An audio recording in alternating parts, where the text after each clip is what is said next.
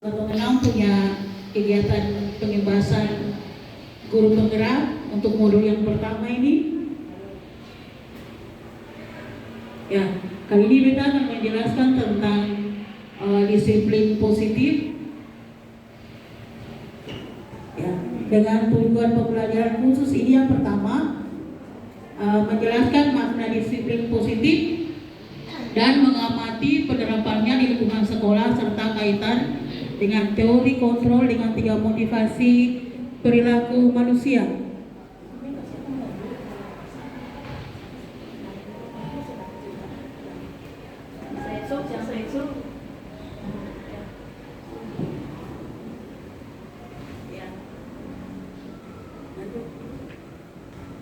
Ya, Bapak Ibu, biasanya kalau kita mendengar kata disiplin, itu berarti kita berpikir bahwa disiplin itu adalah sesuatu yang aturannya yang harus dipatuhi, suatu peraturan. Nah, dan disiplin itu juga sering dihubungkan dengan hukuman. Jadi kalau misalnya anak didik kita tidak disiplin, maka akan diberi hukuman. Misalnya, hey, kalau misalnya kamu terlambat lagi, kamu tidak boleh masuk kelas. Nah, seperti itu. Padahal sebenarnya itu adalah cara-cara yang salah. Ya, nanti kita akan kenal dalam budaya kita, makna kata disiplin dimaknai menjadi sesuatu yang dilakukan seseorang pada orang lain untuk mendapatkan kepatuhan. Kita cenderung menghubungkan kata disiplin dengan ketidaknyamanan. Ketidaknyamanan di sini adalah hukuman. Ya, nah, ini filosofi Ki Hajar Dewantara tentang pendidikan, yaitu menuntut segala kodrat yang ada pada anak-anak agar mereka dapat mencapai keselamatan dan kebahagiaan yang setinggi-tingginya, baik sebagai manusia maupun sebagai anggota masyarakat. Nah, pendidikan adalah upaya untuk memerdekakan manusia, baik secara lahiriah maupun secara batin. Sehingga dalam kegiatan pembelajaran pun sebagai seorang pendidik, kita harus mengimplementasikan pengajaran yang memerdekakan anak. Memerdekakan anak di sini berarti bukan anak itu dia belajar dengan sesuka-sukanya dia saja. Tapi memerdekakan anak di sini adalah harus disiplin yang kuat. Sesuai dengan Bapak Pendidikan kita, Ki Hajar Dewantara menyatakan bahwa di mana ada kemerdekaan, disitulah harus ada disiplin yang kuat.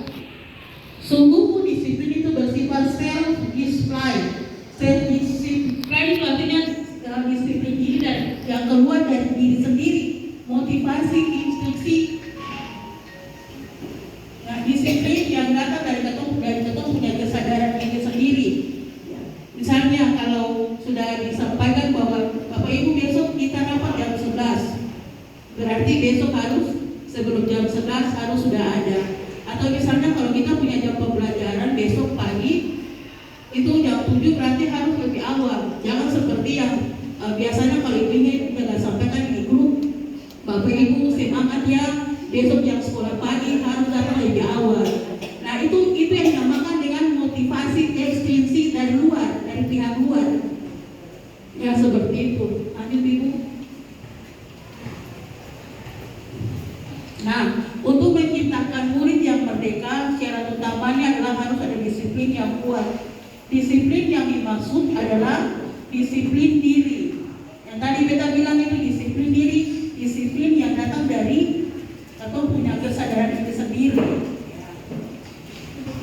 Adapun definisi kata merdeka menurut Ki Hajar adalah merdeka ikut daruanya doramu respasi pangre juga kuasa mandiri priaga. Artinya bahwa merdeka itu tidak hanya terlepas dari perintah, akan tetapi juga cakap buat memerintah diri sendiri. Kayak gitu. Kemudian disiplin diri dapat membuat seseorang menggali potensinya menuju kepada sebuah tujuan, sesuatu yang dihargai dan bermakna. Dengan kata lain, disiplin diri juga mempelajari bagaimana cara kita mengontrol diri. Jadi kita sendiri yang mengontrol diri kita. Dan bagaimana menguasai diri untuk memilih tindakan yang mengacu pada nilai-nilai yang kita hargai. Untuk menciptakan sebagai pendidik, tujuan kita adalah menciptakan anak-anak yang memiliki disiplin diri sehingga mereka bisa berperilaku dengan mengacu pada nilai-nilai kebajikan universal dan memiliki motivasi intrinsik dan bukan ekstrinsik. Artinya bahwa kalau di dalam proses pembelajaran itu kan biasanya ada sistem memberi penghargaan. Jadi kalau guru bilang begini, anak-anak, kalau kamu mengerjakan tugas ini tepat waktu, saya akan memberikan kamu hadiah. Satu orang Rp50.000. Nah, jadi target bahwa harus mendapatkan Rp5.000, jadi anak-anak harus cepat bekerja, selesaikan punya pekerjaan. Itu berarti itu bukan karena ada disiplin, tapi karena ada target, ada sesuatu yang diharapkan begitu. Menurut Diane Gosen dalam bukunya Restructuring School Discipline, menyatakan ada 3 alasan motivasi perilaku manusia. Yang pertama, untuk menghindari ketidaknyamanan atau hukuman ini adalah tingkat terendah dari motivasi perilaku manusia. Yang kayak tadi kita bilang, karena ada hukuman.